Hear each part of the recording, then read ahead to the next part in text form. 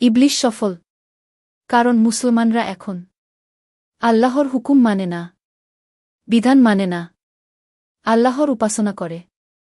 ইবলিস সফল, কারণ মুসলমানরা এখন দিন প্রতিষ্ঠার জিহাদকে বড় জিহাদ মনে করে না, বরং আত্মার বিরুদ্ধে জিহাদকে বড় জিহাদ মনে করে।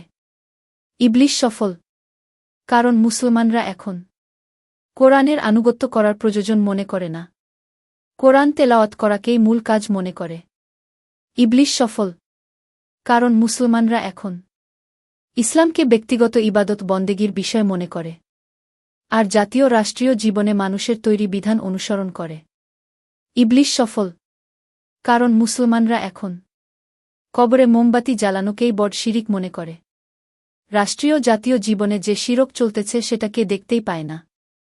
ইবলিস সফল, কারণ যে আলেমরা ইসলামের ধারকবাহক বলে পরিচিত তারাই এখন বলাৎকার, ধর্ষণ, অনৈতিক পাপাচারে মেতে থাকে। এখন দেখার বিষয় ইবলিস কতদিন সফল থাকে, আর মুসলমানদের কাল ঘুম ভাঙতে কতদিন সময় লাগে।